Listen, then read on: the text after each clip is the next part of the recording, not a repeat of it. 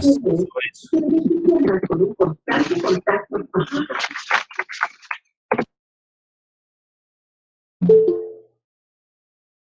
Les cuento un poco entonces cuál es la consigna, cuál es la idea. No es complicado, es una tarea sencilla. En realidad es una tarea que los hace leer el texto, y en función de la lectura del texto lo que me interesaría que hagan es que vayan viendo punto por punto, creo que es el punto 3, y después 3.1, 3.1.2, todos los puntos que desarrolla el texto.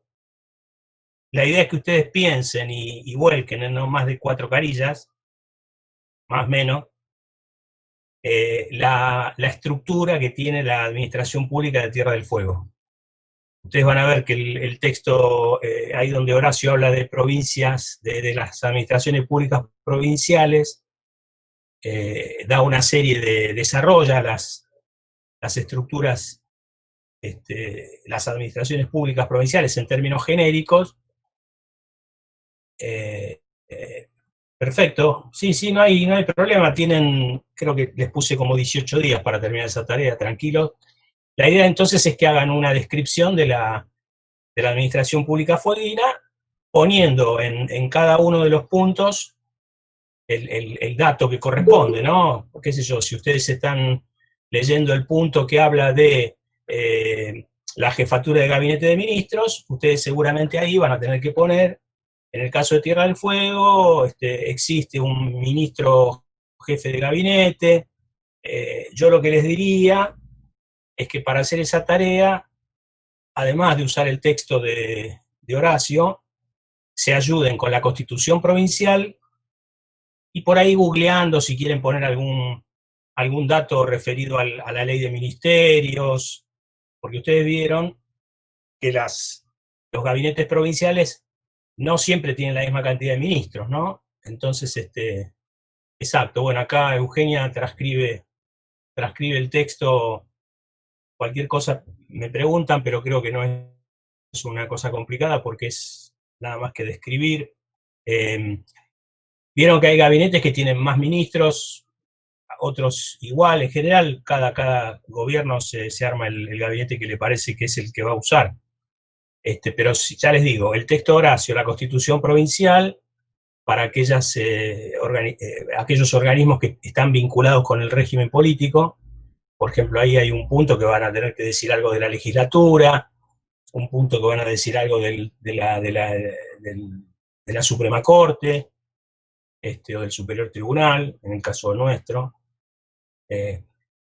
Sí, solo hablar de la administración central, y pueden mencionar, porque también eso se trata en los puntos, qué organismos descentralizados tiene la provincia, cuáles son autárquicos, cuáles son autónomos, cuáles son ambas cosas.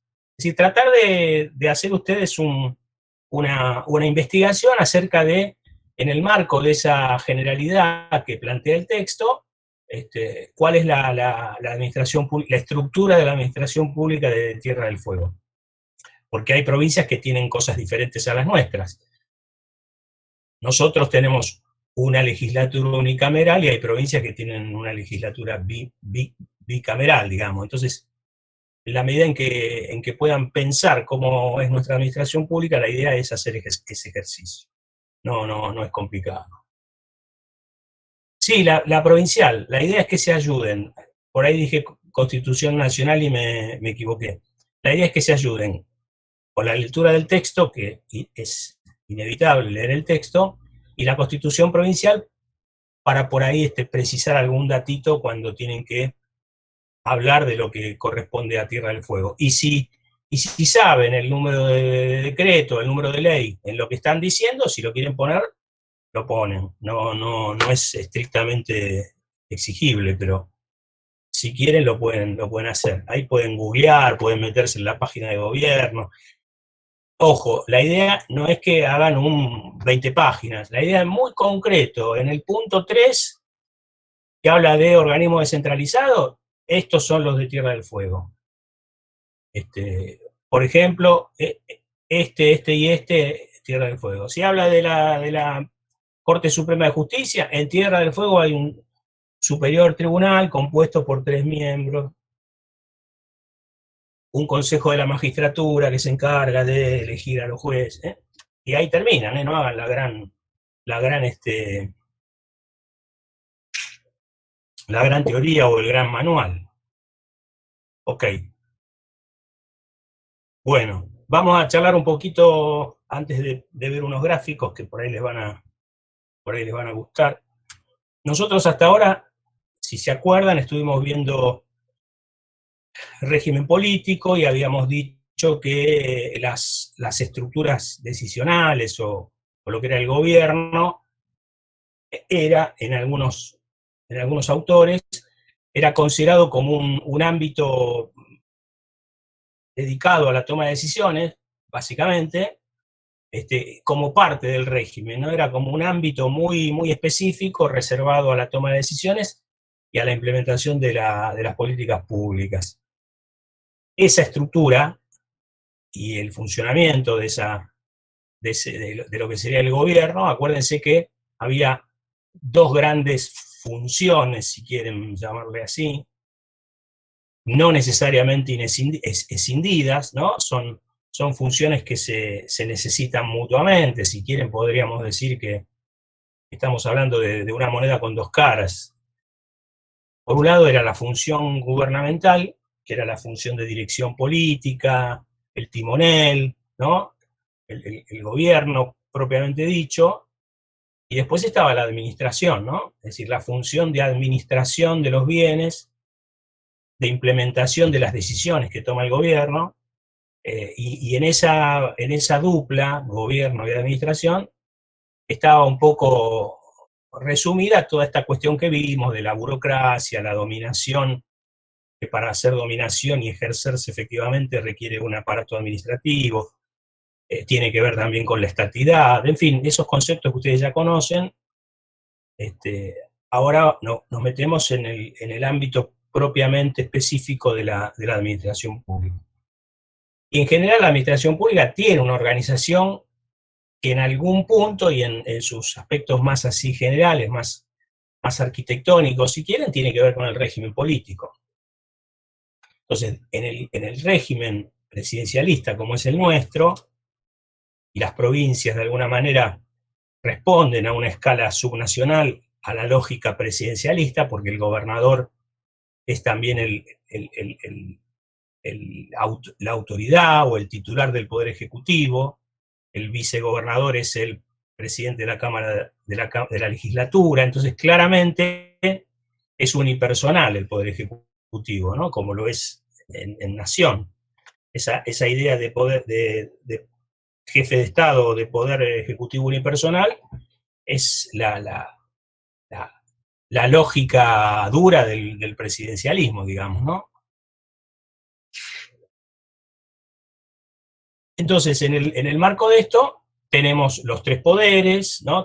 Hay una idea republicana también en la provincia, tenemos los tres poderes, cada uno con la función que tiene que desempeñar, y el titular del gobierno provincial es el jefe de la administración pública, es si lo quieren poner en términos estrictamente administrativos y no políticos, es el gran empleador, es el que da laburo, digamos, ¿no? Por eso los que laburamos en la administración pública, de alguna manera somos ciudadanos, pero también somos empleados públicos, porque tenemos esa doble identidad, ¿no? Somos ciudadanos de la provincia o ciudadanos de un país, pero en términos de contrato laboral somos empleados públicos, ¿por qué? Porque el jefe de la administración es el que nos contrata, es el que nos paga el sueldo, es el que nos fija las reglas de empleo público, digamos, ¿no? Entonces, cuando uno analiza cómo se fueron conformando las administraciones públicas, acuérdense que les comenté que había en general las administraciones públicas no son la simple voluntad de un diseñador, de alguien que define qué instituciones van a conformar la administración pública, sino que detrás de esas instituciones hay todo un proceso histórico, ¿no? Hay toda una cuestión que se pretende resolver,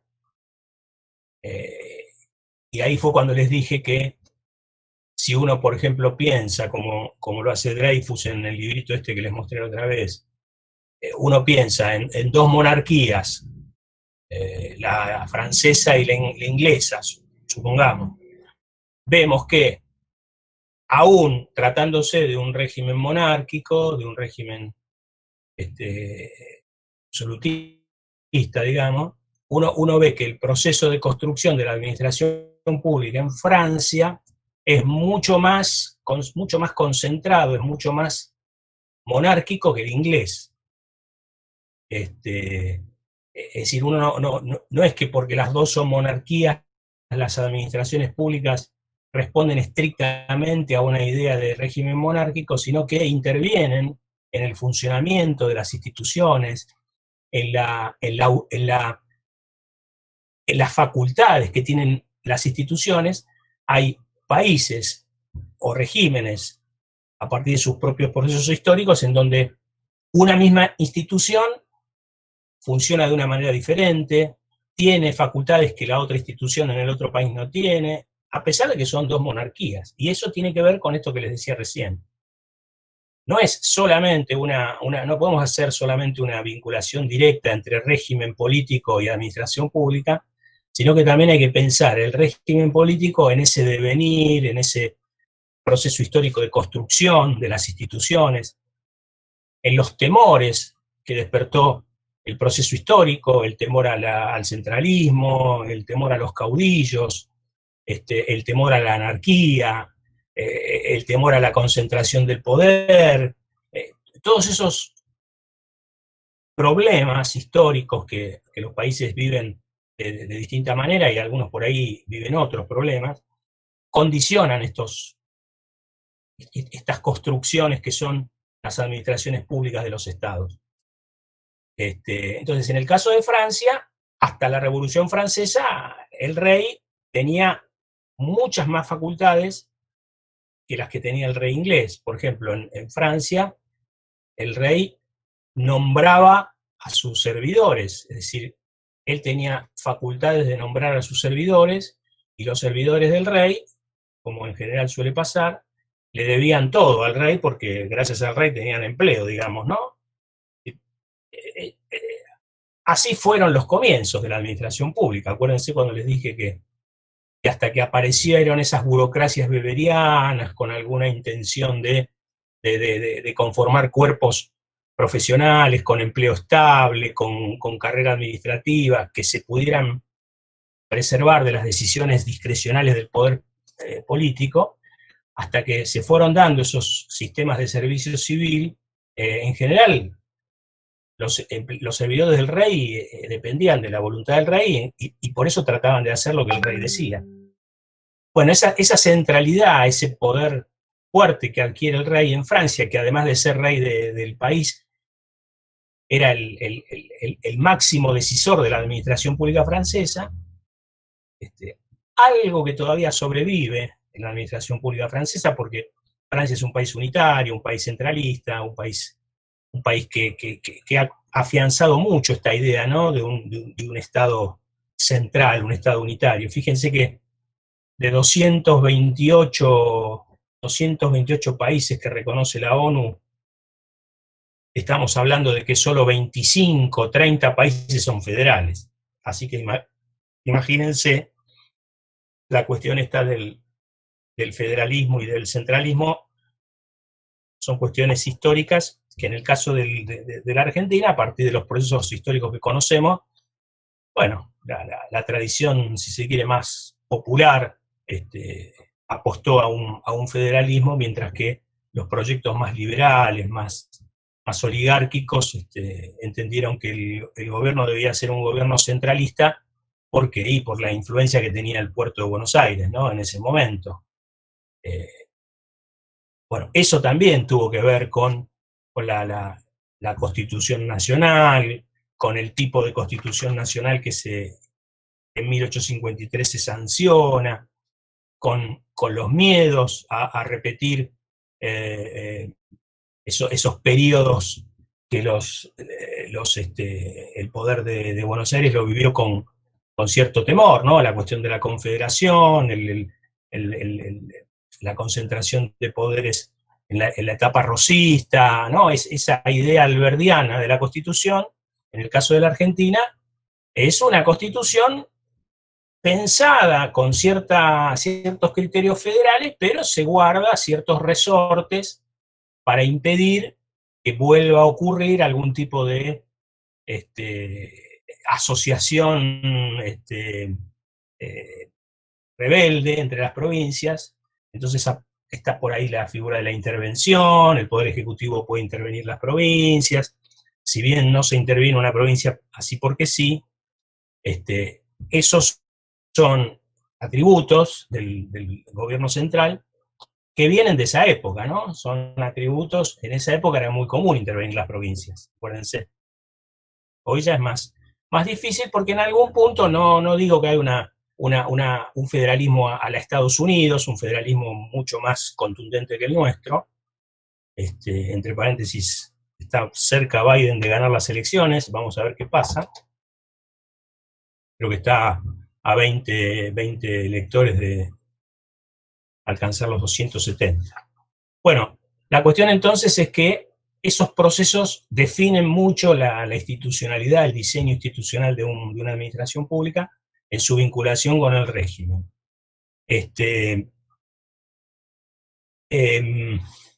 Bueno, ustedes saben, después de la batalla de Pavón, unos años después de la Constitución, en general, la administración pública en la Argentina se organiza con una cierta lógica oligárquica, es una administración en formación, una administración con muy pocos ministerios. Ustedes van a ver que a lo largo de la historia, en el texto, hubo momentos de 5 ministerios, como lo planteaba la Constitución inicial, después en algunos gobiernos se pasó a 8, después algunos llegaron a tener 11 ministerios, hoy creo que hay, no sé si 19 o 20. No es un dato relevante eso, pero sí indica que esas cosas van variando a partir, digamos, de la complejidad que tiene también el hecho de gobernar y el hecho de implementar y formular políticas. Hay algo de moda también, dijimos la otra clase. También hay algo de, bueno, no sé cómo llamarlo, pero de pagar compromisos, bueno, repartir las áreas de influencia entre el frente ganador, en fin, hay un montón de razones, en algún punto más o menos justificadas algunas, pero son esos los criterios que están dando vueltas a la hora de ver cómo se organiza una administración pública central, ¿no? Después ustedes verán por qué surgen determinados organismos descentralizados, también tiene que ver con etapas de la economía argentina, en fin. Lo concreto es que esa administración pública que podríamos llamar de la etapa liberal oligárquica es una administración pública en formación. Acuérdense que lo más desarrollado de esa administración pública, estamos hablando de 1880 a 1930, después nos vamos a detener a ver ahí algunos cambios que se dan a partir de 1916, pero lo concreto es que es una administración pública muy pensada para un Estado en formación, un Estado que sí necesita, por lo que vimos en las clases anteriores, necesita tener ejércitos profesionales, necesita empezar a tener policía. Es un Estado que se refuerza mucho en su monopolio de la fuerza, digamos, y que va creciendo en función de la complejidad de los problemas, ¿no? Si habíamos dicho cuando vimos a Oslak que la cuestión social era una cuestión ausente en la etapa oligárquico-liberal, imagínense que en la etapa de Roca, o en la etapa de Mitre, o de Sarmiento, o de Avellaneda, la etapa previa al sufragio universal, prácticamente los ministerios de desarrollo social no existían, digamos, ¿no? Esos son ministerios que se van dando después, cuando aparece la industria, cuando aparece la necesidad de regular los contratos laborales, ni hablar, tampoco había un ministerio de trabajo como conocimos después. Lo concreto es que hasta 1916 La administración pública es una administración pública propia de un Estado que se está formando, un Estado que empieza a más o menos ver qué tipo de profesionales son los que se precisan, y hay algunos estudios que han hecho así investigaciones acerca de los saberes que estaban asociados a los estados en sus distintas etapas, y ustedes seguramente van a encontrar que a principios del siglo XX, fines del siglo XIX, en general los profesionales del Estado, que eran contadores, abogados, y no mucho más, ¿no? Después se van agregando, ¿se acuerdan cuando les puse el ejemplo de Popper? Se van agregando ingenieros, topógrafos, ingenieros civiles, geógrafos. Es decir, saberes que la administración pública estatal eran los saberes que demandaban en ese momento, porque eran las etapas tempranas de los estados, ¿no? Tenían los estados más desarrollados, que eran potencias coloniales, tenían armadas, tenían, además de ejércitos, tenían flotas, en fin. Eso va acompañando el desarrollo de los estados, ¿no? El desarrollo de las administraciones públicas. Por supuesto que no iba a haber licenciados en sistemas o ingenieros informáticos, claramente. Pero si los hubo después es por esto que estamos diciendo, porque los estados tienen que hacer frente a problemas nuevos, soluciones nuevas en tiempos de cambios tecnológicos. Sí, sí, claro, Hidalgo, tal cual. En general nosotros estamos ubicándonos en ese periodo, ¿no? En el periodo que va de 1810 a 1853, esos 40 y pico de años, es un periodo de construcción de organización nacional, sobre todo a partir de la independencia, y digamos que de 1810 a 1830, 1840, muchas instituciones de la colonia se siguieron usando, ¿no? Se sigue usando el cabildo, se siguieron usando determinados institutos así, llamémosle municipales, ¿no? Del viejo orden colonial. Bueno, eso es lo que se va modificando en el marco del nuevo orden que se está construyendo, pero lo que no existe es un aparato consolidado como va a existir en la etapa que dijimos del texto de Osland, ¿no? Sí empiezan a existir escribanos, esto de empezar a certificar quiénes son propietarios de tierras, los primeros censos, acuérdense que el primer censo en Argentina fue en 1869, casualmente estaba Sarmiento. Fíjense cómo un censo, que implica ni más ni menos que contar la población que tenemos, se produce 50, casi 60 años después de la Revolución de Mayo, ¿no? Bueno, porque son necesidades que tienen los estados cuando se empiezan a organizar, saber cuánta población tienen, porque esa población obviamente empieza a ser la fuente de donde se va a reclutar la mano de obra que necesita el sistema económico, la estructura productiva. Pero ahí tienen un buen ejemplo, ¿ven? Si hay algo que está asociado al crecimiento de las administraciones públicas, son las direcciones de estadística, las oficinas de estadística, ¿no? Y los censos son un instrumento fundamental, como podría ser, si quieren, el presupuesto, son un instrumento fundamental para pensar políticas.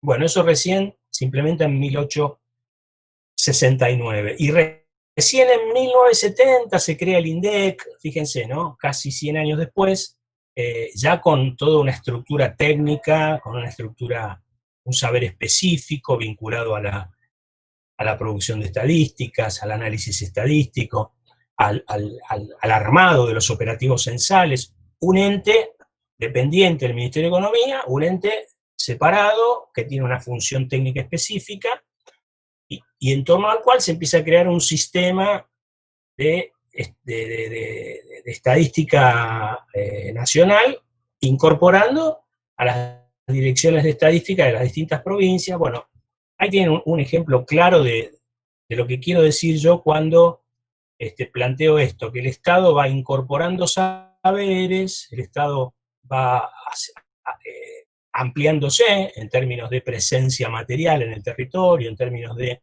oficinas, en términos de instituciones, en términos de empleados públicos, a partir de las demandas que tiene en cuanto a resolver problemas concretos, en cuanto a producir información, en cuanto a generar herramientas y datos duros que permitan tomar decisiones. Fíjense que la primera implementación de una lógica de planificación en la Argentina se da, digamos, con el primer gobierno peronista, con el plan quinquenal, el famoso plan quinquenal o el primer plan quinquenal. Es decir, una etapa en el mundo donde recién se estaba poniendo de moda la planificación, ¿no? Esto de tomar decisiones anticipando escenarios, anticipando tendencias de lo que podía pasar, de los cambios poblacionales. Bueno, todo eso está vinculado a lo que estamos charlando. Pero entre 1880 y 1930 se produce un elemento, un cambio interesante que sin embargo no va a modificar demasiado la estructura de la administración pública nacional, que es el triunfo del radicalismo de Irigoyen, con el sufragio universal. Y ahí lo que podemos decir es que si bien hubo un cambio en términos de que aparece un partido político popular, la política deja de ser una política de notables para ser una política de masas, es decir, lo que normalmente los politólogos llaman el salto de los partidos de notables a los partidos de masas, a los partidos burocráticos.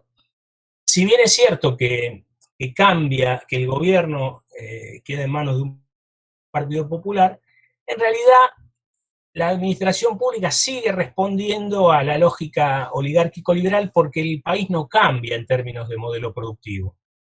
El país sigue siendo agroexportador, los sectores dominantes siguen siendo los sectores oligárquicos y liberales, pero en todo caso, si quieren, lo que empieza a cambiar en la administración pública es el tamaño.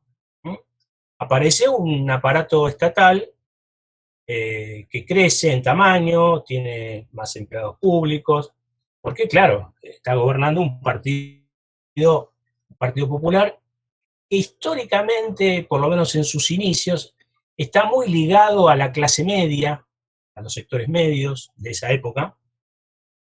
Y los sectores medios de esa época, si hay una ocupación que uno puede asociar directamente con lo que entiende que son los sectores medios en la Argentina, ahora no tanto, pero en esa época era muy fuerte, era que si era clase media, muy probablemente era empleado público, muy probablemente era empleado de oficinas estatales, ¿sí? Estamos hablando de 1916, con una emergente clase obrera, con un movimiento obrero fragmentado, que estaba muy vinculado a los oficios urbanos, a algún tipo de actividad comercial, donde no tenían demasiado derecho a la participación. Es decir, la administración pública bajo el gobierno radical empieza a parecerse a esa administración pública en donde el partido que ganaba iba y ocupaba la administración pública. No había todos los regímenes de empleo público que se van a dar después, con algunos requisitos, con algunos concursos, algunas que todavía estamos lejos de haber consolidado burocracias bien beberianas, pero eran los principios de la administración pública nacional. Pero van a ver que Abal Medina, el periodo desde 1880 a 1930, y esa administración pública básicamente es oligárquico-liberal, con esta variante que les dije que no implicó un cambio radical, valga la redundancia, no implicó un cambio muy visible en términos de modelo económico y en términos de modelo de administración. En cambio sí, de 1930 a 1976, 1980, digamos, por hacer números redondos, hay algunos cambios. La administración pública empieza a tener algunos cambios. ¿Por qué? Bueno, porque aparece ahí sí una concepción desde el Estado que reorienta el modelo productivo de la Argentina. Empieza a aparecer la idea de la idea y la necesidad, diríamos, de que Argentina tiene que industrializarse porque el modelo agroexportador está en crisis, venimos de soportar la Primera Guerra Mundial, los precios internacionales están por el piso, la demanda internacional que nos compraba los granos y la carne también decayó. Es decir, Argentina se ve obligada a cambiar el modelo económico y a empezar a sustituir importaciones, ¿no? Estamos hablando de la crisis del 30 y ese proceso, si bien antes empezó algún tipo de industria así muy rudimentaria en la Buenos Aires que se está urbanizando, a partir de 1930 empieza el crecimiento del sector industrial a partir de la sustitución de importaciones, a partir de la fabricación de productos de consumo, digamos, y eso sí, eso no solamente transforma la sociedad argentina, porque aparecen nuevos sectores que demandan empleo, la ciudad de Buenos Aires crece rápidamente en términos de urbanización y de población, pero aparece un Estado que tiene una mirada puesta en el desarrollo industrial, puesta en la soberanía política, puesta en la independencia económica, esto de un Estado que no puede vivir siendo el granero del mundo nada más, ¿no? Entonces, ese Estado empieza a ver con mucha atención la cuestión del petróleo, empieza a ver con mucha atención la cuestión del carbón, la cuestión del acero, es decir, aparece un Estado que necesita planificar, necesita cuidar los recursos estratégicos, y eso requiere incorporar saberes nuevos al Estado, requiere incorporar planificadores, requiere incorporar ingenieros, requiere incorporar arquitectos, requiere incorporar ingenieros industriales. Es decir, la administración pública empieza a demandar áreas de gestión que hasta ese momento eran áreas desatendidas, si es que existían, porque digamos que además de que eran desatendidas, más que desatendidas, eran inexistentes, porque todo era granos y carne, digamos las cosas como son. Los productos de consumo los importábamos, Argentina no era un país que ni siquiera fabricara autos con las multinacionales, o por lo menos fabricaba, pero nada, digamos. Digamos que las industrias automotrices se instalan en la Argentina después de los 50, ¿no? Bueno, ese país que cambia, ese modelo de país que cambia, ya gobierna, las clases dominantes no son las oligarquías liberales exportadoras, sino que hay como una suerte de alianza entre un empresariado que se está formando, un empresariado que vive del mercado interno, las Fuerzas Armadas que le dan importancia a los recursos estratégicos, un movimiento obrero que empieza a ser mano de obra demandada por las empresas. Bueno, en ese trípode se apoya un nuevo modelo de Estado, una nueva dominación estatal.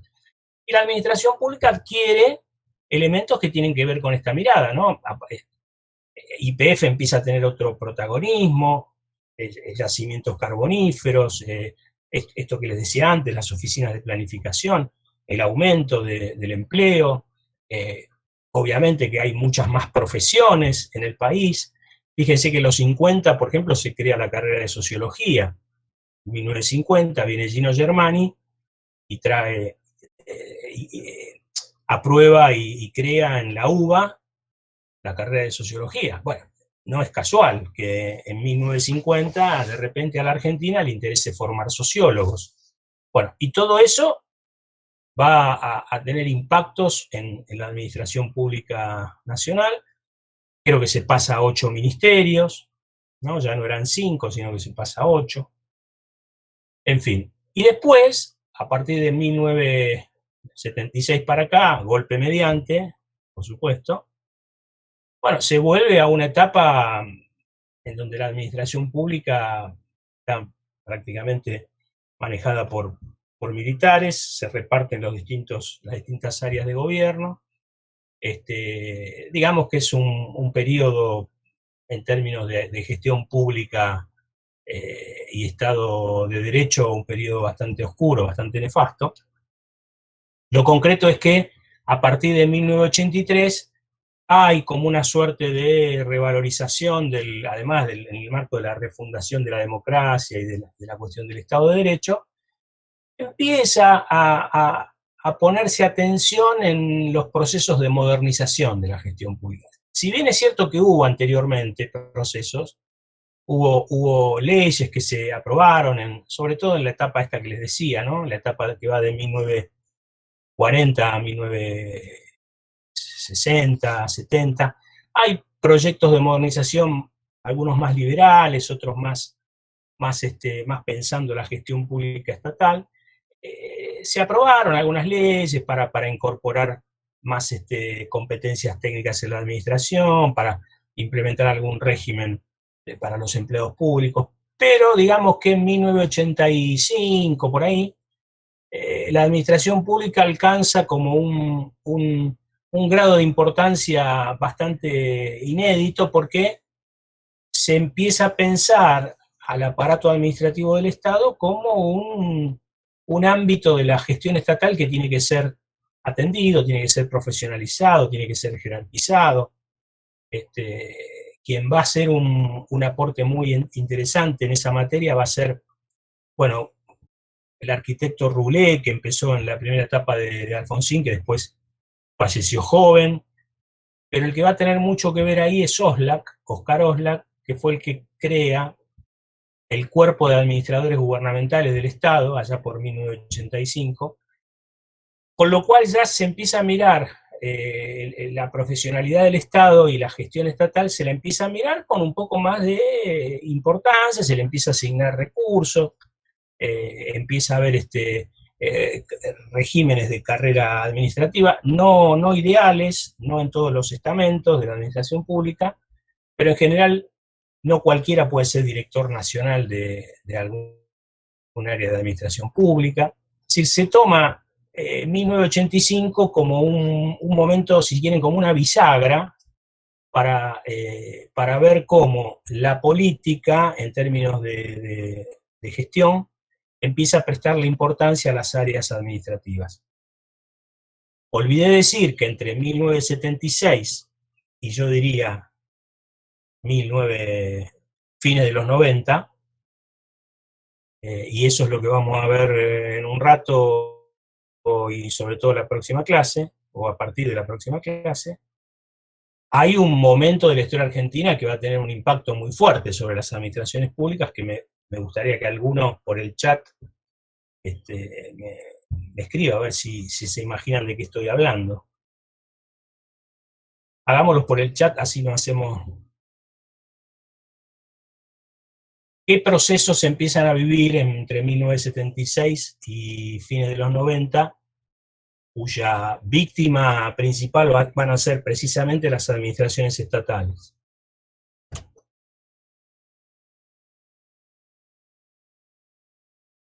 Algún dato, no tienen por qué saber todo. Bien, privatizaciones, bueno, por supuesto las dictaduras también, sí, pero las privatizaciones van más en la línea de lo que estaba esperando que me digan. ¿Y cuáles van a ser las preocupaciones de los privatizadores? ¿Qué es lo que van a querer resolver, en teoría, los privatizadores? ¿Cuál es la obsesión de los privatizadores, la obsesión de los que quieren el Estado mínimo? ¿Qué es lo que les preocupa? Sí, perfecto, achicar el Estado. ¿Por qué? ¿Por qué? ¿Qué es lo que controlan estos tipos? Sí, bien. Perfecto, el neoliberalismo. Bien, los partidarios del mercado, es decir, la gestión, que el Estado no gestione, que eso lo haga el mercado. ¿Por qué? Porque están buscando reducir ¿qué cosa? Exactamente, el gasto fiscal, el gasto público. Entonces, de 1970, exacto, ese es el key de la cuestión.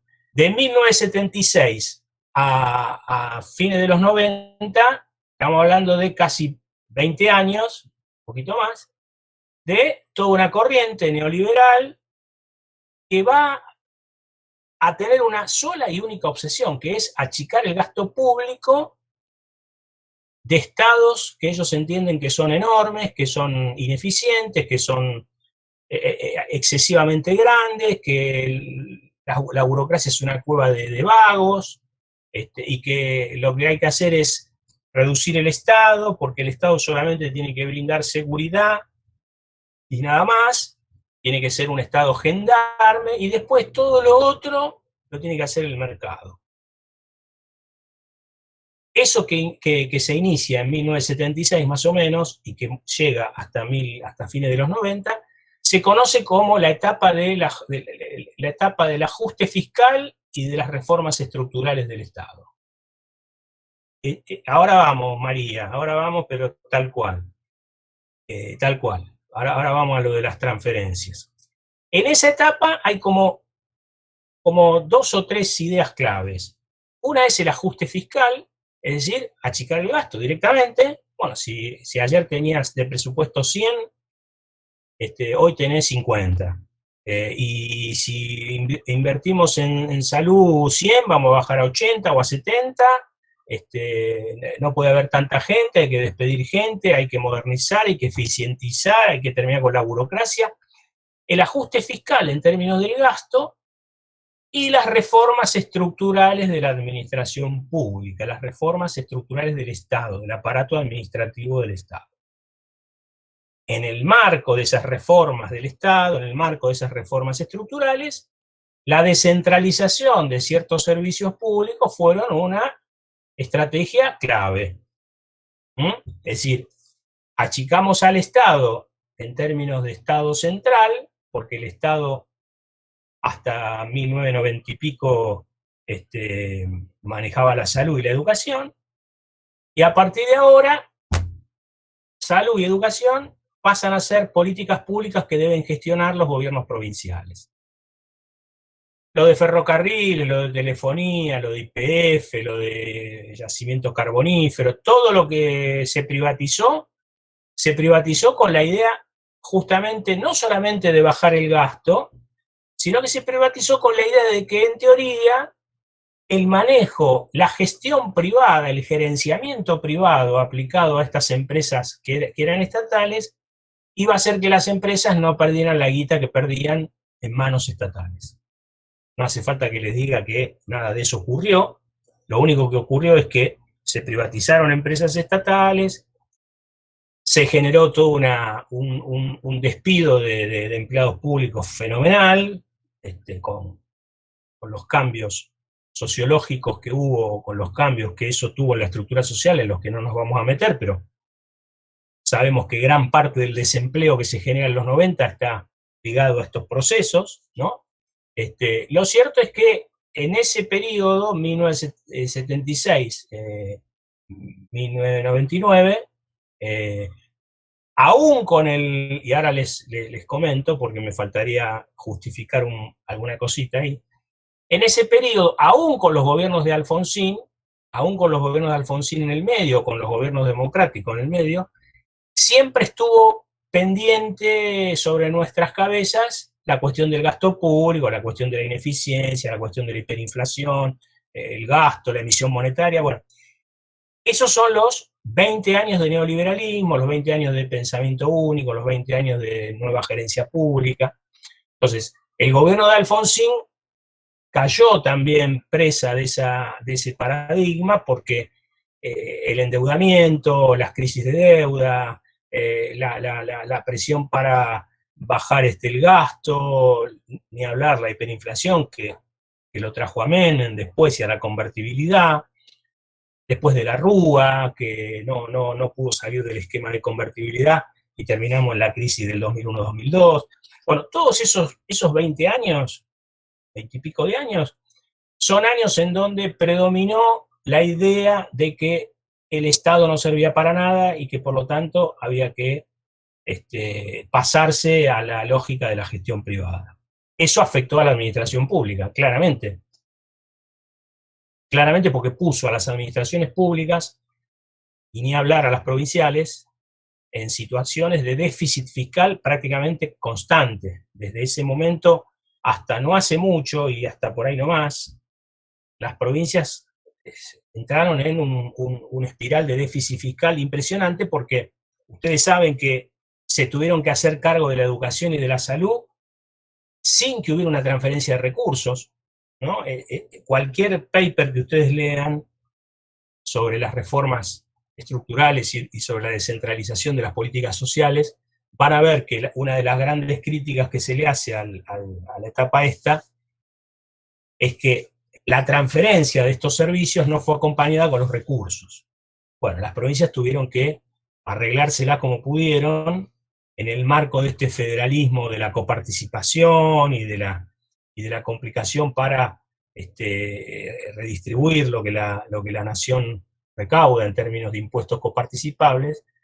Bueno, son 20 años en donde ustedes saben cómo vieron las provincias, ¿no? Con conflictos docentes, nosotros lo sabemos bien, ¿no? Con las crisis en el régimen de promoción, allá por los 90 o fines de los 90, con muertes, bueno, creo que la mayoría lo sabe eso. Lo concreto es que tiene que ver con el achicamiento del Estado y cómo las provincias debieron hacerse cargo de eso, ¿no? Imagínense una provincia como la nuestra, de repente, la provincia en donde el gobernador era puesto por el gobierno nacional, de repente se aprueba la ley de provincialización, sancionamos la Constitución, en el 91 elegimos gobernador y de repente tenemos que prácticamente construir una administración pública de cero.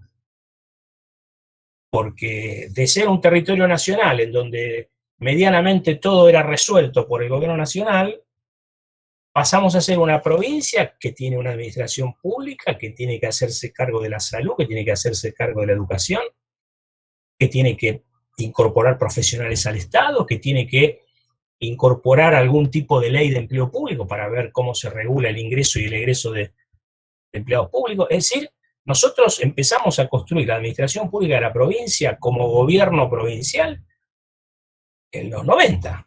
Es decir, somos una provincia con una administración pública bastante nueva, ¿no? Que tiene 40 años de vida, digamos, o 30, no es poco, pero no tenemos la historia que tienen otras provincias, que por ahí tienen 100 años funcionando como administración pública, burocracias medianamente formadas. Nosotros ahora que existe ciertos escalafones que permiten atender las particularidades de cada uno de los profesionales que trabajan en la administración pública, es decir, cuestiones conflictivas, cuestiones que no terminan nunca de agradarle a todos, pero lo que digo es, estamos en ese proceso, ¿no? No digo nosotros solos, todas las burocracias provinciales, pero nosotros en realidad hemos empezado no hace mucho. ¿Por qué? Porque nos constituimos en un gobierno que tuvo que conformar o tuvo que construir, si quieren, su propia estatalidad. El gobierno provincial tuvo que tener la aceptación de las provincias existentes para ser parte del federalismo argentino, tuvimos que construir un aparato administrativo que le permitiera al gobierno provincial ejercer la dominación en la provincia, es decir, imponer las decisiones.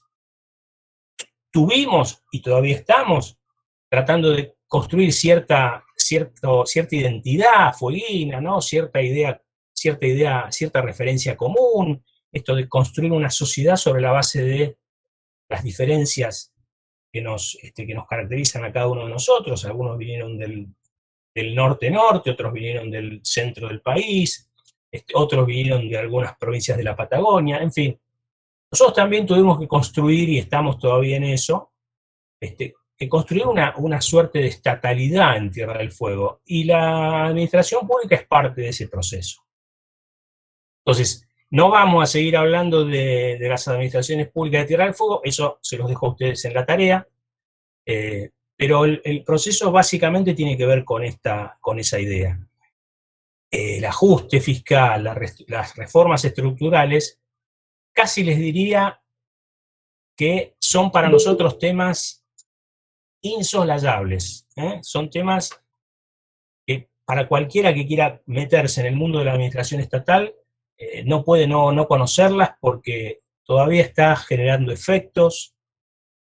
Las administraciones públicas para bien o para mal, quedaron muy impactadas por las reformas. Algunas reformas dejaron algunas cosas positivas, también dejaron cosas negativas, no produjeron los resultados esperados, pero todavía las administraciones públicas están en proceso de ir mejorando, de ir logrando resolver problemas que efectivamente tienen, pero que la cosa no es tan blanco o negro, ¿no? La cosa no es tan, si gestionás como un privado te va a ir mejor que si gestionás como un burócrata, las cosas no son tan así. Pero es un proceso que marcó a fuego la historia de las administraciones públicas en América Latina, y yo creo que de ahí para adelante todo lo que se haga está enganchado con lo que nos pasó, ¿no? Es muy difícil cerrar la puerta y hacer que ese pasado no siga estando presente, porque no va a ser así, es imposible. Y van a ver que algunas cositas van a surgir después cuando veamos estas características que tienen las burocracias en América Latina. Bueno, ahí lo que me dice María Saavedra de ramal que para, ramal que cierra, bueno, tiene que ver con esta lógica que les decía, ¿no? Porque claro, frente a despidos en los empleos públicos, se venía la resistencia sindical, y bueno, frente a las amenazas de paro, quedó ahí para la historia la famosa frase de Menem, ramal que para, ramal que cierra, pero efectivamente hubo ramales que pararon y finalmente hubo ramales que cerraron, ¿no? Después de a poco algunas cosas se fueron reactivando, probablemente se vuelvan a reactivar algunas otras, pero la administración pública está en ese proceso que les decía. La crisis 2001-2002 también marca una bisagra en el proceso, ¿no? La crisis 2001-2002 marca el fracaso de las reformas, neoliberales, pero también marca el retorno de una idea central para pensar la gestión en clave pública, que es la idea del Estado. Es decir, la crisis 2001-2002 dejó en evidencia el fracaso de las reformas neoliberales de gestión pública, de los modelos gerencialistas, si quieren, y de alguna manera forzó o terminó derivando en un acuerdo entre muchos países de América Latina en donde necesariamente el Estado tenía que volver a ser un actor clave en la gestión pública, ¿no? Entonces, como dice el texto del Aguado, que tienen ustedes ahí para leer, estoy armando el cuestionario, probablemente el único acuerdo que hubo entre los gobiernos populares que empezaron a aparecer en esa etapa, después de las crisis de los gobiernos neoliberales, probablemente el único acuerdo fue ese, que el Estado tenía que volver a ocupar su centro, su lugar, pero que claramente no había una teoría como para saber cómo, ¿no? Que si hay algo que caracterizó al principio del siglo XXI, fue que el Estado, necesariamente todo el mundo sabía que tenía que volver a recuperar su lugar, pero que no habían enfoques o marcos teóricos que permitieran saber cómo, y que los que se habían usado antes no servían.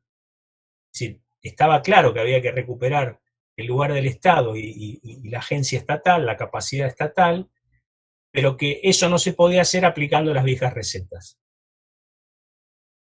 Esa idea, que parece sencillita, pero es una idea que tiene consecuencias tremendas,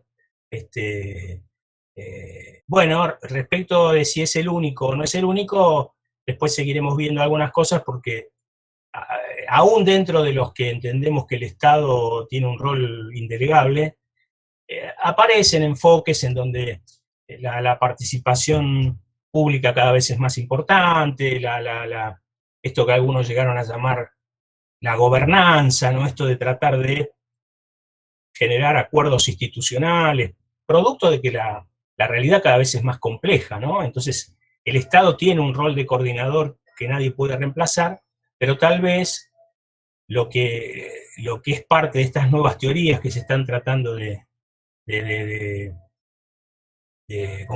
aplicar, tienen que ver con que el Estado es necesario, pero no es suficiente, digamos, ¿no? Entonces, ahí aparece esta necesidad de gestionar en redes, gestionar articuladamente con otras instituciones. Eso después lo vamos a ver porque tiene que ver con estos modelos y estos nuevos enfoques. Pero lo que está claro es que después de 20 años de diatriba sobre el gasto público, después de 20 años de achicar el Estado es agrandar la nación, después de todo eso, el Estado vuelve a ocupar un lugar y hoy los modelos de gestión pública y las teorías del Estado y de las relaciones entre Estado y sociedad civil, las teorías políticas, las teorías de las políticas, están tratando de esto que dice Guevara, ¿no? Están tratando de ver de qué manera o de qué forma hoy el Estado puede cumplir ese rol que siempre debe cumplir,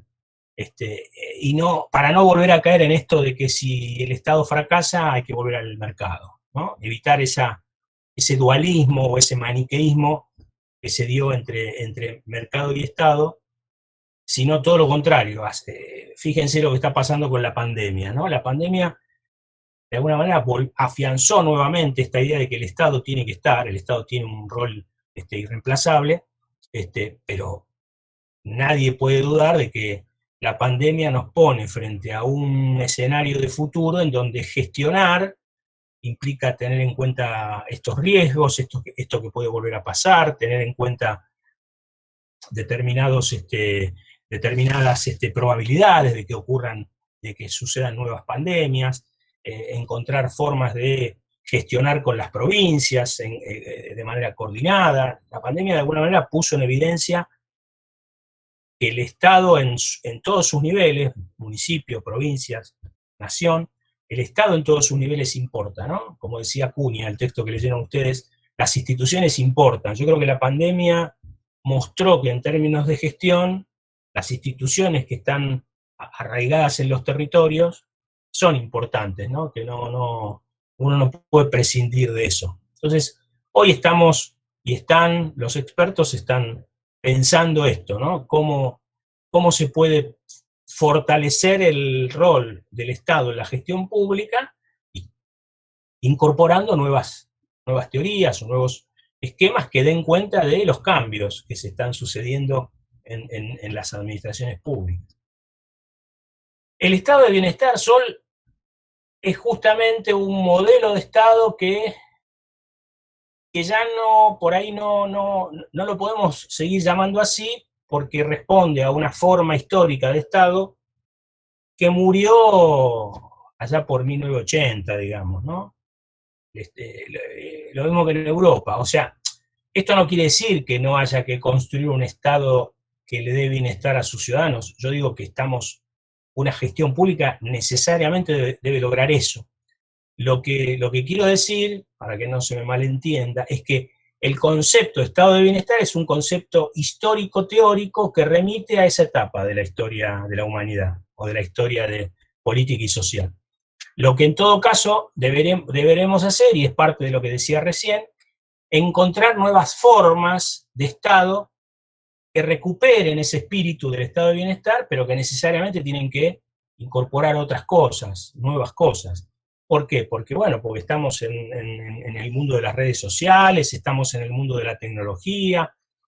Yo, por ejemplo, mañana tengo que ir a renovar la licencia de conducir y ya tengo todo sin haberme movido de casa, por ejemplo. Entonces, en términos de prestación de servicios, el Estado que brinda servicios, que resuelve problemas administrativos, por ahí es un Estado, ya como dicen, en general como se está diciendo hoy en día, un Estado despapelizado, en donde ya no hace falta ni siquiera firmar. Eso en términos de servicios, circuito administrativo, pero en términos de políticas públicas, bueno, si hablamos de estado de bienestar, ustedes saben que los conceptos en las disciplinas que estamos nosotros compartiendo remiten a determinados momentos de la historia. Lo que en todo caso habrá que ver es cómo se va a llamar esa forma de Estado que está emergiendo en el siglo XXI, pero que necesariamente tiene que ser un Estado siempre al servicio de los ciudadanos, al servicio del pueblo, ¿no? ¿ok? Este, y por supuesto que la era digital es un... aguárdenme un minuto que se me cayó un poquito el mate, voy a agarrar un trapito, no se vayan.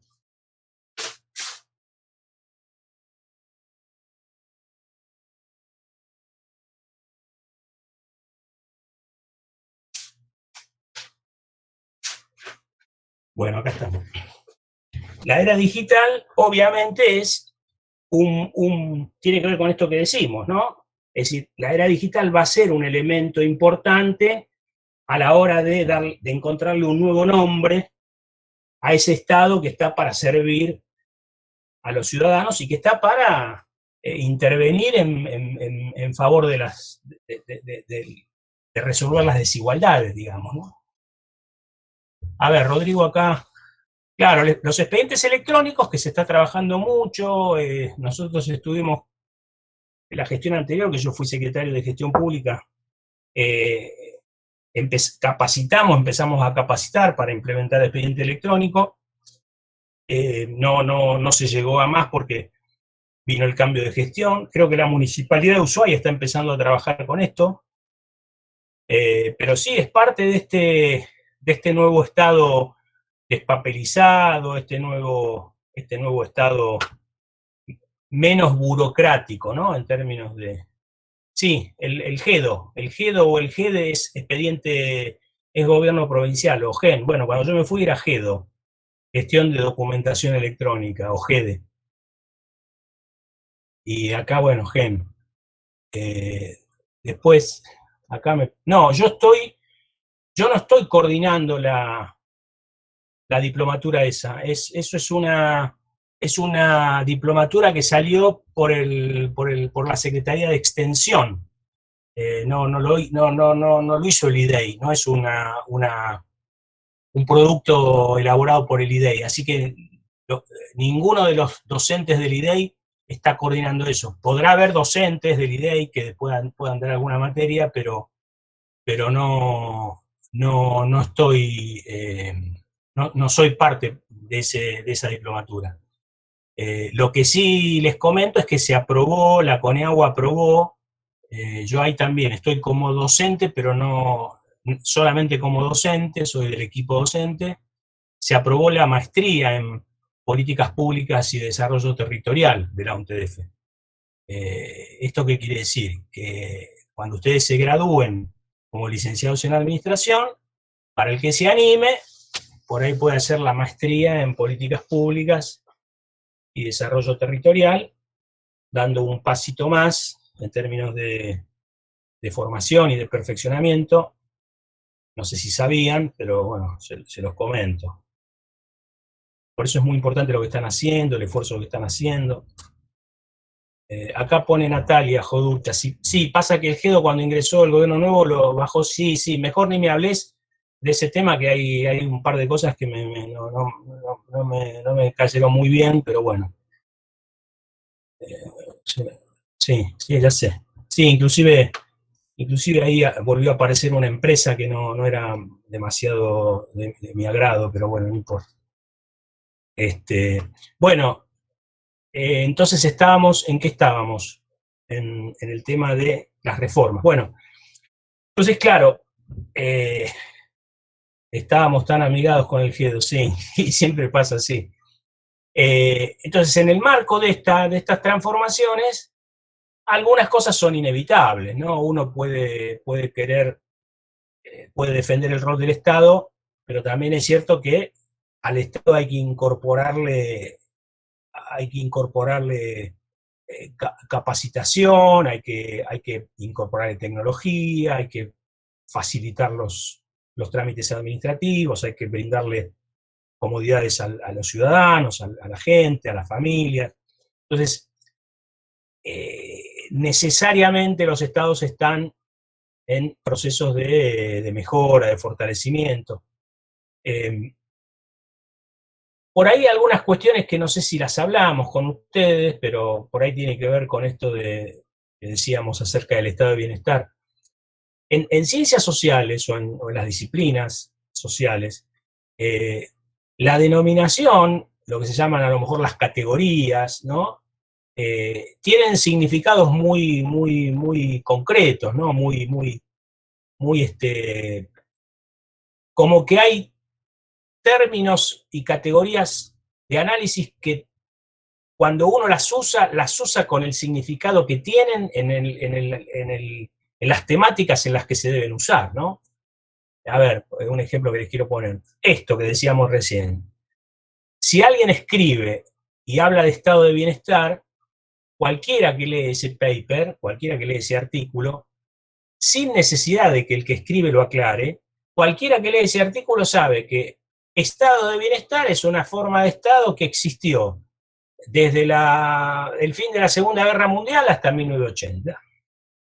Porque en la jerga de los que manejamos estos temas, ustedes están siendo parte de ese ámbito de pensamiento y de reflexión, ustedes cuando lean y vean que alguien habla del estado de bienestar, ya van a saber que se refiere al estado keynesiano, al estado que se construye en la mayoría de los países después de la Segunda Guerra Mundial, incluidos nosotros. Nosotros también tuvimos nuestro estado de bienestar latinoamericano, el peronismo, el varguismo en Brasil un poquito antes, allá por los 30.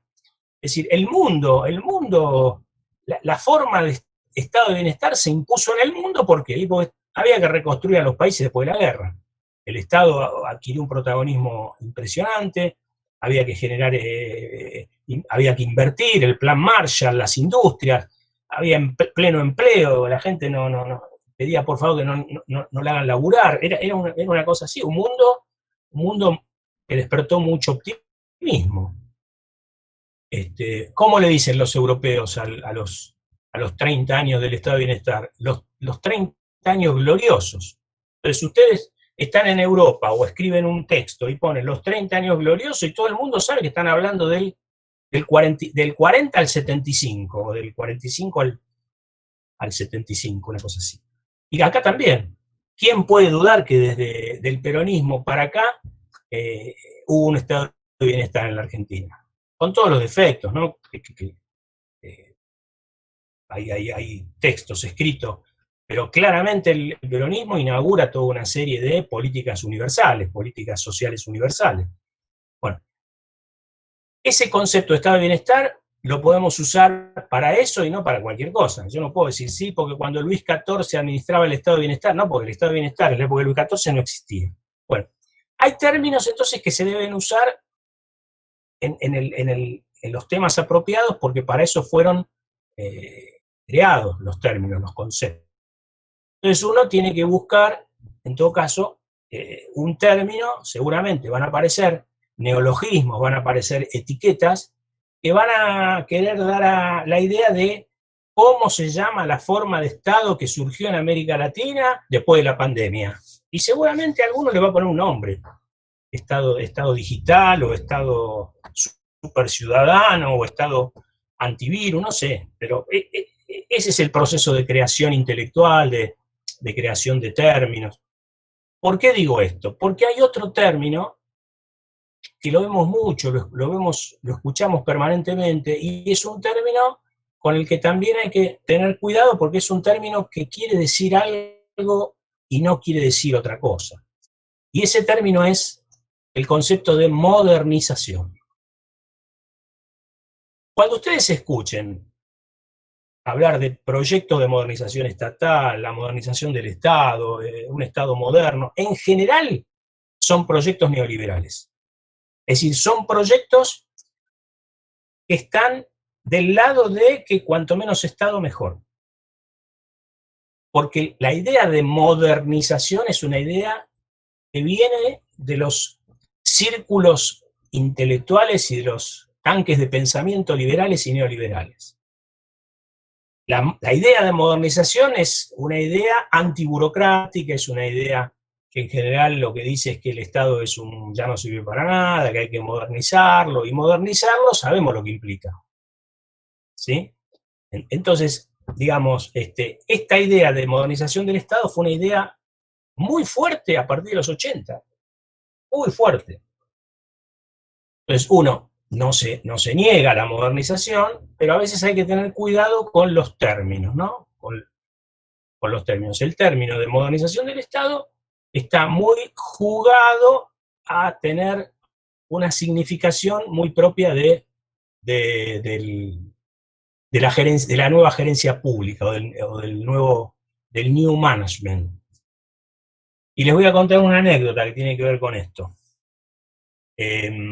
Yo desde 2015, cuando asumió Rosana Bertone, fui 4 años secretario de Gestión Pública. Y como secretario de Gestión Pública me tocó representar a la provincia en el Consejo Federal de la Función Pública.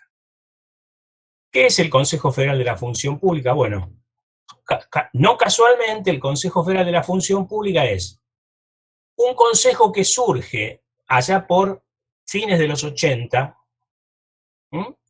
no casualmente surge en esa época, que es la época en donde yo les dije que se empieza a mirar la gestión pública con otra intención, con una intención de profesionalizarla, de fortalecerla en términos técnicos, en términos profesionales. Se crea un Consejo Federal de la Función Pública donde participaban como representantes de todas las provincias los secretarios de gestión pública de cada provincia. Entonces, por estar en el tema, me tocó a mí representar a Tierra del Fuego en esos 4 años. ¿Cuáles eran las siglas de ese organismo federal? Porque claro, ahí nos juntábamos todas las provincias para pensar temas de gestión pública, capacitación, institutos de formación, documentos de gestión pública, encuentros de gestión pública, el tema del expediente electrónico, cómo ir avanzando. Bueno, por supuesto fueron 4 años bastante incómodos, por lo menos para mí, porque era estar con un gobierno nacional que tenía una idea de gestión pública que no era la que teníamos muchas de las provincias que estaban en ese momento, digamos, las gestiones de ese momento. Y miren ustedes qué casualidad que ese Consejo Federal, hasta que llega el gobierno anterior, se llamaba COFEFUP. A ver, sí, ¿qué querías decir, Hidalgo? Perdón, por ahí me empiezo a mandar a hablar y no paro más, sí. Profe, ¿cómo le va? Buenas tardes. Buenas Hola. tardes, compañeros y compañeras. No, que en realidad era respecto a lo que decía de la modernización. Si Sí. bien estamos estudiando lo que pasó, digo, hace 30 años, porque cuando hablamos, o más, o 40, de los 80, pero hoy también, digo, más reciente, también hemos tenido miradas y gobiernos muy distintos, y esto no hace mucho, digo, en la última década pasada. Digo, entonces, por ahí referirnos a eso, capaz que trae confusión hoy digo, tratando de estudiar algo más, más novedoso, no irnos tanto para atrás.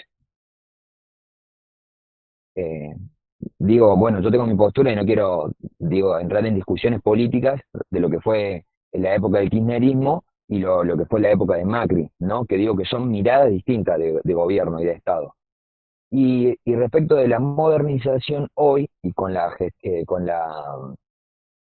esta pandemia que atravesamos, si bien hubo cambios que fueron de gestiones pasadas, digo, la modificación de la 141, que también agrega esto de los expedientes electrónicos, la firma digital, que son cambios que han venido y parece a quedarse, que está en discusión esto de la presencialidad.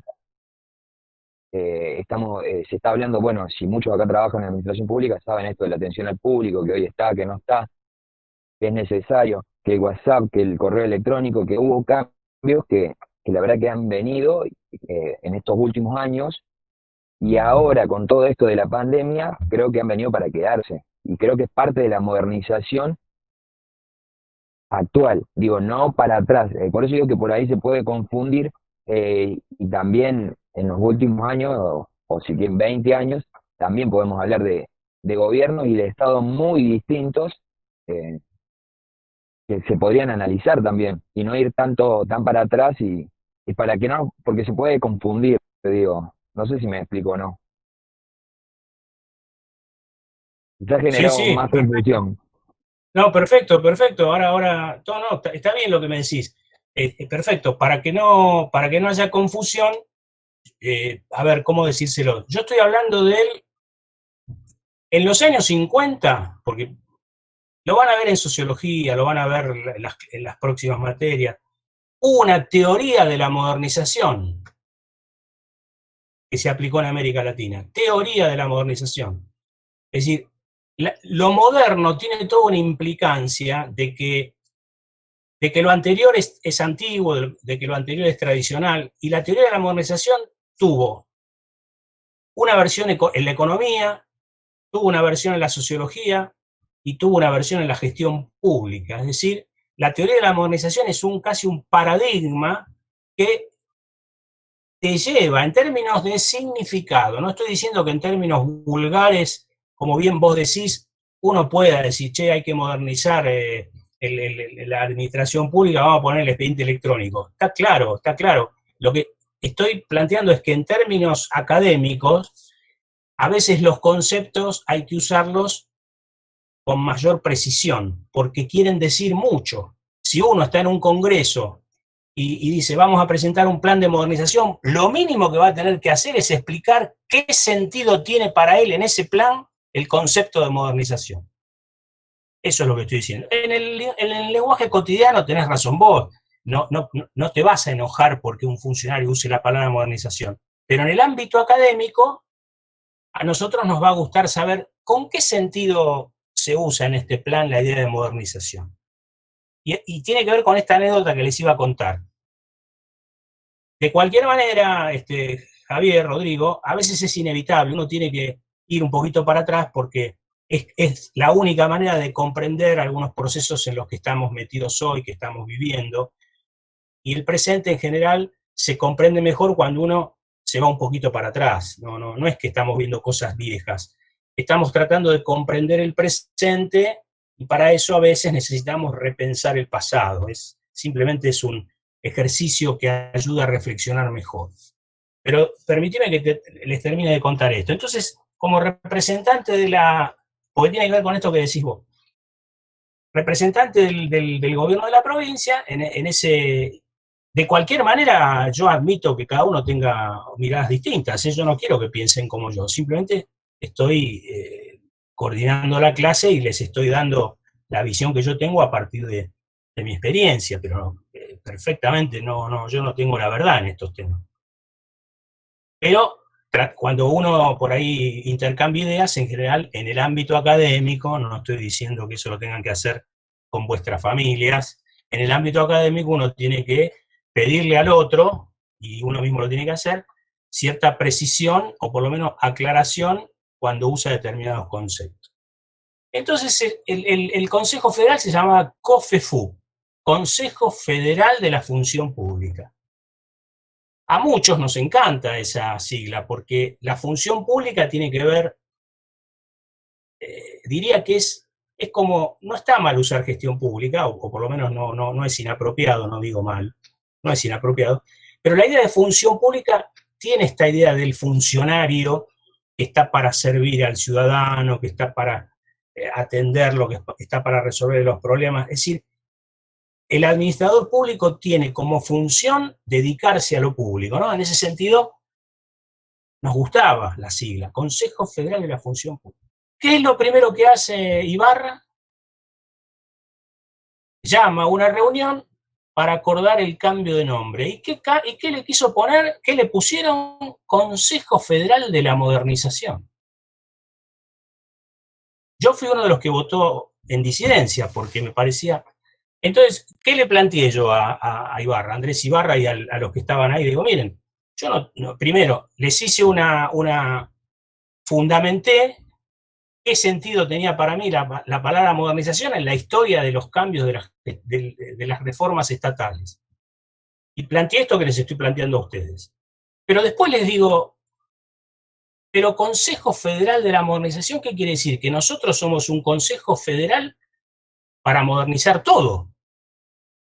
Porque, ¿quién va a modernizar el Ministerio de Salud? ¿Quién va a modernizar el Ministerio de Deportes? ¿Qué quiere decir consejo? O sea, vos pones un consejo federal para modernizar y a mí no me dice nada eso.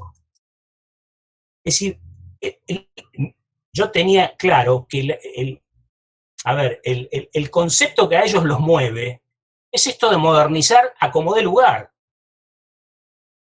A modernizar a como dé lugar. Ahora, yo puedo llamarme Consejo Federal de la Función Pública y aceptar que hay que mejorarlo, que hay que fortalecerlo, porque modernizar no siempre es lo mismo que fortalecer.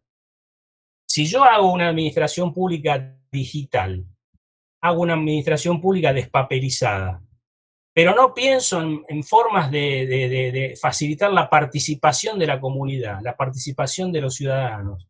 No habilito rendición de cuentas para que los ciudadanos vean lo que hago. Yo puedo ser un Estado muy moderno y en términos de derechos y de participación puedo ser un Estado que no respeta absolutamente nada, que no se brinda al ciudadano. No sé si se entiende.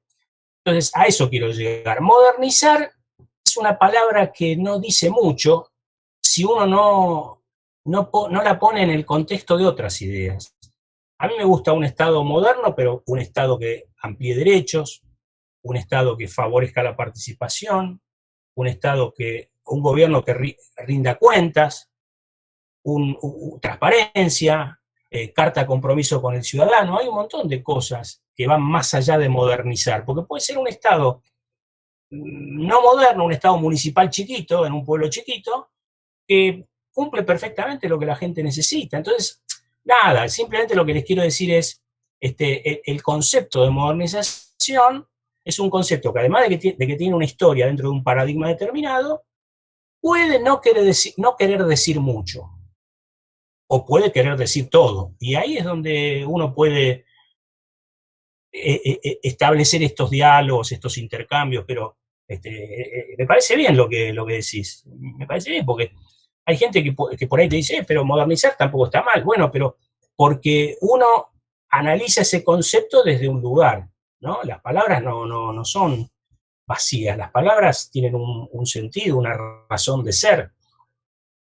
Y a veces, enseguida una palabra te remite a una idea. Y bueno, nada más, les quise poner ese ejemplo. Bueno, la cuestión que ahora volvió a llamarse COFEFU.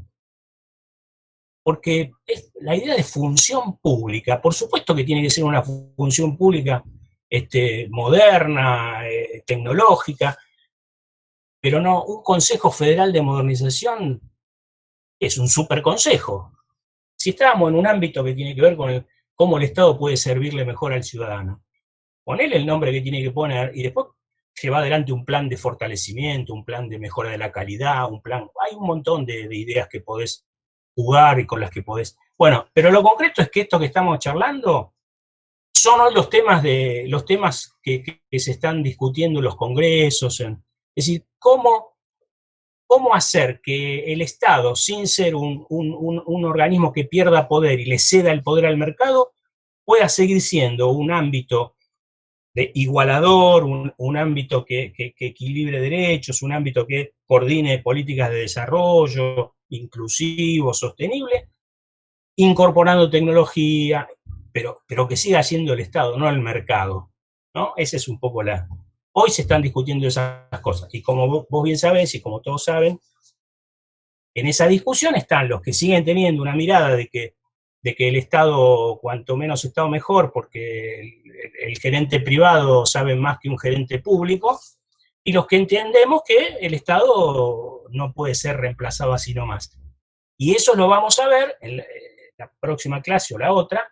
Vamos a analizar justamente esos dos modelos. El modelo postburocrático, cómo se piensa la gestión pública sacándose de encima toda idea de burocracia, y los llamados neoweberianos, los que dicen, bueno, mirá, es cierto que la burocracia, como la pensó Weber, tiene que transformarse, tomando lo que vos decís, tiene que modernizarse, pero no podemos abandonar esos valores, esos principios de la burocracia weberiana que tenían que ver con un empleado estable, que pueda preservarse de las presiones políticas, que pueda, que tenga cierta estabilidad justamente para oponerse a hacer cosas que entiende que no se pueden hacer. Es decir, un modelo, una administración pública que además de ser una organización, es parte de lo institucional. Hay leyes que cumplir, hay procedimientos que se deben cumplir, hay cosas que no se pueden hacer.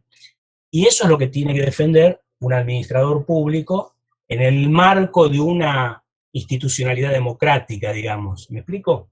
Bueno, eso lo vamos a profundizar y van a aparecer estas cositas, pero todo es discutible, todo está por... Podemos, la cosa es no... Yo no creo que tenga la verdad, yo simplemente lo que trato es de volcarles mis propios análisis, mis lecturas. Después cada uno de ustedes tiene la libertad de reinterpretar, de volver a analizar, de decir, mire, profe, la verdad que yo encontré este tema que me parece que esto podría estar generando algún tipo de lectura diferente a las que se vienen teniendo hasta ahora. Acá me parece que hay un elemento que antes no estaba en las formas de administración anteriores, esto que decían recién, la cuestión esta del teletrabajo, ¿no? Porque, escucha, es un cambio fuerte esta idea de que por ahí el empleado público ya va a trabajar desde su casa y ni siquiera va a tener que ir a una oficina, probablemente, no sé, probablemente eso hasta reduzca costos, probablemente hasta haga que la administración pública, de repente sin quererlo y sin habérselo propuesto como un objetivo principal, por ahí se va a encontrar con una reducción de gastos de alquiler de edificios, qué sé yo, no sé. Entonces, los recovecos que pueden tener estos cambios son impredecibles, totalmente impredecibles. Pero ya estamos hablando de una realidad distinta y me parece que eso está bueno, ¿no? Pensarlo y la pandemia, como decís vos, nos puso en una situación de... Ayer, sin más, ayer el Congreso de Políticas Públicas del Flaxo, participé no como panelista, sino escuchando, y había un panel que se llamaba Gestión Pública en tiempos de pandemia. Están todos como locos tratando de encontrar claves para entender lo que viene, para entender lo que está pasando, y realmente van a salir cosas muy interesantes de ahí, ¿no? Bueno, ¿qué les parece? ¿Alguna preguntita más? Y por ahí los dejo ya un poco libres. Y el viernes tenemos unos gráficos muy lindos que les van a gustar mucho. ¿Qué dice? ¿Es necesario para poder seguir? ¿A qué se refiere María Noemí Ordinas?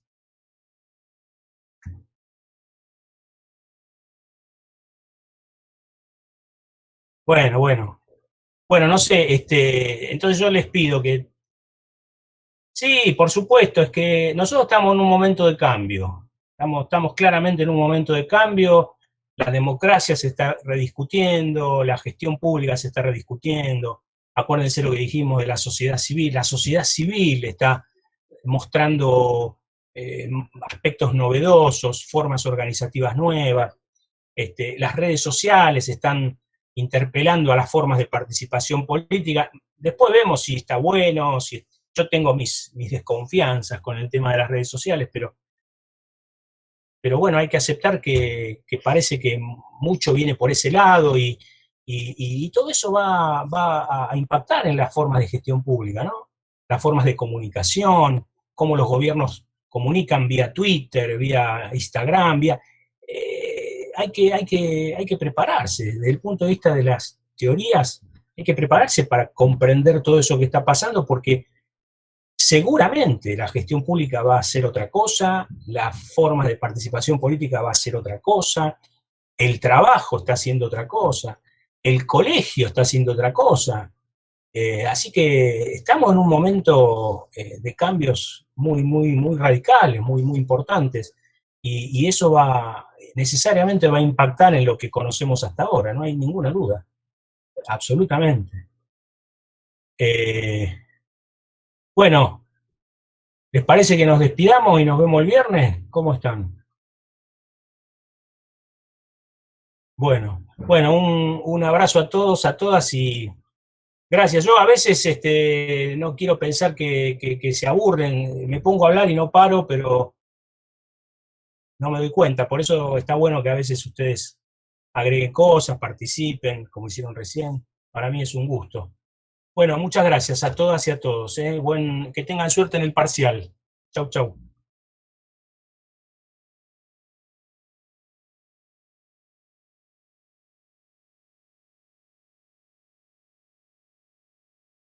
Bueno, gracias a ustedes. Chau, chau.